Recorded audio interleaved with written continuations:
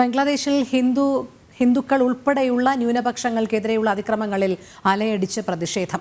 രാജ്യത്തിന്റെ വിവിധ ഭാഗങ്ങളിൽ പ്രതിഷേധ പ്രകടനങ്ങളും പൊതുസമ്മേളനങ്ങളും നടന്നു. രാജ്യദ്രോഹ കുറ്റം ആരോപിച്ച് ബംഗ്ലാദേശ് അറസ്റ്റ് ചെയ്ത ഇസ്കോൺ നേതാവ് ആചാര്യ ചിന്മയ കൃഷ്ണദാസിനു വേണ്ടി ഹാജരാകാൻ അഭിഭാഷകർ ഇല്ലാത്തതിനാൽ ജാമ്യാപേക്ഷ പരിഗണിക്കുന്നത് മാറ്റിവെച്ചിരുന്നു. ജിഷ്ണു കൃഷ്ണൻ ചേരുന്നു. ജിഷ്ണു, ഈ ബംഗ്ലാദേശിൽ ഹിന്ദുക്കൾക്ക് നേരെയുള്ള അതിക്രമം കാടത്തം ഇപ്പോഴും തുടരുകയാണ്. പല രീതിയിൽ കടന്നാക്രമിക്കുന്ന നയം തന്നെയാണ് ബംഗ്ലാദേശ് സർക്കാർ വച്ചു പുലർത്തുന്നത്. അതുമാത്രമല്ല, നമുക്കറിയാം ആചാര്യ ചിന്മയ കൃഷ്ണദാസിന് വേണ്ടി ഹാജരാകാൻ അഭിഭാഷകർ ഇല്ലാത്തതിനാൽ ജാമ്യാപേക്ഷ പരിഗണിക്കുന്നത് മാറ്റിവെച്ചിരിക്കുന്നു എന്നുള്ളതുമാണ്. ആദ്യത്തെ അഭിഭാഷകൻ ഏതു രീതിയിലാണ് ആക്രമിക്കപ്പെട്ടതെന്നറിയാം. ഇത്തരത്തിൽ ഭയപ്പെടുത്തുക എന്നുള്ളത് തന്നെയാണ് ഇസ്ലാമിസ്റ്റുകളുടെ ലക്ഷ്യവും. ഏറ്റവും പുതിയ വിവരങ്ങൾ.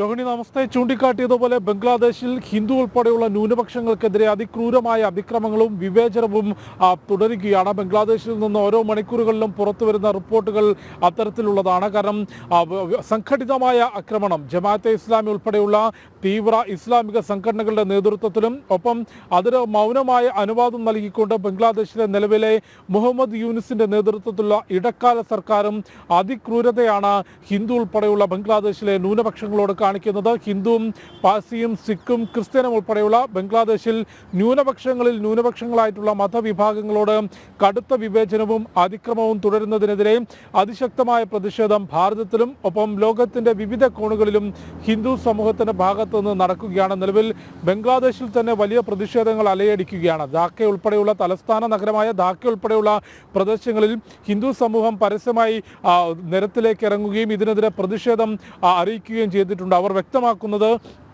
ഈ ഒരു സമയത്ത് ഇനിയും പ്രതിഷേധിച്ചില്ലെങ്കിൽ വരുന്ന തലമുറയ്ക്ക് ബംഗ്ലാദേശിൽ ജീവിക്കാൻ സാധിക്കില്ല, അല്ലെങ്കിൽ ഇനിയൊരു തലമുറ ഹിന്ദുവിൻ്റെയും സിഖും പാഴ്സിയും ഉൾപ്പെടെയുള്ള മതന്യൂനപക്ഷങ്ങളുടെ ഇനിയൊരു തലമുറ ബംഗ്ലാദേശിൽ ഉണ്ടാകണമെന്ന് പോലും നിർബന്ധമില്ല. അതുകൊണ്ട് പ്രതിഷേധം അനിവാര്യമാണ് എന്നുള്ളതാണ്. ബംഗ്ലാദേശിൽ സ്വന്തം ജീവൻ പോലും നോക്കാതെ, അല്ലെങ്കിൽ സ്വന്തം ജീവൻ അപകടത്തിലാണ് എന്നറിഞ്ഞുകൊണ്ടും ഹിന്ദു സമൂഹം പൊതുനിരത്തിലേക്ക് ഇറങ്ങി വലിയ പ്രതിഷേധങ്ങൾ നടത്തുന്നത്. അതിന് ഐക്യദാർഢ്യം പ്രഖ്യാപിച്ചുകൊണ്ട് ബംഗ്ലാദേശിൽ നടക്കുന്ന ഹിന്ദു ഉൾപ്പെടെയുള്ള മതന്യൂനപക്ഷങ്ങൾക്കെതിരെയുള്ള ക്രൂരമായ കാടത്തമായ അതിക്രമങ്ങളിൽ പ്രതിഷേധിച്ചുകൊണ്ട് ശക്തമായ പ്രതിഷേധങ്ങൾ രാജ്യത്തിന്റെ വിവിധ ഭാഗങ്ങളിൽ നടന്നു. കഴിഞ്ഞ ദിവസം അഗർത്തലയിൽ നടന്നിട്ടുള്ള പ്രതിഷേധം വലിയ രീതിയിൽ അക്രമാസക്തമായിരുന്നു. അവിടെ വലിയ രീതിയിലുള്ള പ്രതിഷേധം ബംഗ്ലാദേശിനെ അറിയിച്ചു. കൂടാതെ രാജ്യത്തിന്റെ വിവിധ കോണുകളിൽ ജമ്മു കശ്മീർ മുതൽ കന്യാകുമാരി വരെ വിവിധ പ്രദേശങ്ങളിൽ വിവിധ തരത്തിലുള്ള പ്രതിഷേധ റാലികളും പൊതുസമ്മേളനങ്ങളും നടന്നു. എല്ലാവരും ആവശ്യപ്പെടുന്നത്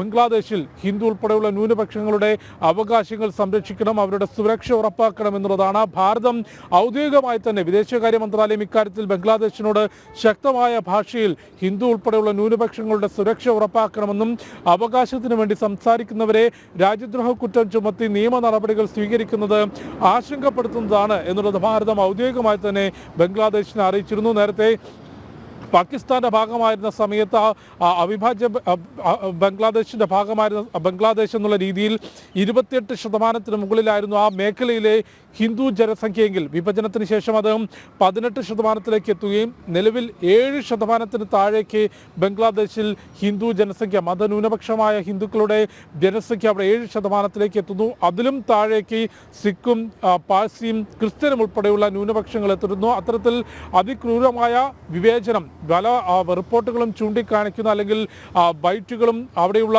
ഹിന്ദു ഉൾപ്പെടെയുള്ള ന്യൂനപക്ഷങ്ങൾ സംസാരിക്കുന്നതും കേൾക്കുമ്പോൾ അവർക്ക് അവരുടെ ജോലി ഉപേക്ഷിച്ചുകൊണ്ട്, സ്വന്തം വീട് ഉപേക്ഷിച്ചുകൊണ്ട്, സ്വന്തം സ്ഥലം ഉപേക്ഷിച്ചുകൊണ്ട് ജീവൻ സംരക്ഷിക്കുന്നതിന് വേണ്ടി പലായനം ചെയ്യേണ്ട അവസ്ഥയുണ്ടാകുന്നു. സർക്കാർ ഉദ്യോഗസ്ഥരായിട്ടുള്ള മതന്യൂനപക്ഷങ്ങളോട് ജമാഅത്തെ ഇസ്ലാമി ഉൾപ്പെടെയുള്ള തീവ്ര ഇസ്ലാമിക സംഘടനകൾ ആവശ്യപ്പെട്ടിട്ടുള്ളത് ഒന്നുകിൽ ജോലി രാജിവെച്ച് ഇവിടെ നിന്ന് വിട്ടുപോവുക, അല്ലെങ്കിൽ പ്രത്യാഘാതം നേരിടാൻ തയ്യാറാവുക എന്ന വ്യക്തമായ ഭീഷണിയാണ് ജമാഅത്തെ ഇസ്ലാമി ഉൾപ്പെടെയുള്ള മതഭീകര സംഘടനകൾ, അല്ലെങ്കിൽ തീവ്ര മത നിലപാടുകൾ വയ്ക്കുന്ന സംഘടനകൾ ന്യൂനപക്ഷങ്ങളായിട്ടുള്ള സർക്കാർ ഉദ്യോഗസ്ഥരോട് വ്യക്തമാക്കിയിട്ടുള്ളത്. കൂടാതെ പല സ്ഥലങ്ങളിലും ആരാധനാലയങ്ങൾ തച്ചു തകർക്കപ്പെട്ടു. നേരത്തെ ബംഗ്ലാദേശിൽ സർക്കാരിനെതിരെ ഉയർന്നു വന്നിട്ടുള്ള തൊഴിൽ സംവരണവുമായി ബന്ധപ്പെട്ട പ്രതിഷേധം പ്രതിഷേധം ജമാഅത്തെ ഇസ്ലാമിയും തീവ്ര ഇസ്ലാമിക സംഘടനകൾ ഏറ്റെടുക്കുകയും കഴിഞ്ഞ ഓഗസ്റ്റ് മുതൽ അവിടെ ഒരു ഹിന്ദു വിരുദ്ധ കലാപം അല്ലെങ്കിൽ ഹിന്ദു വംശഹത്യ നടക്കുന്നത് നമ്മൾ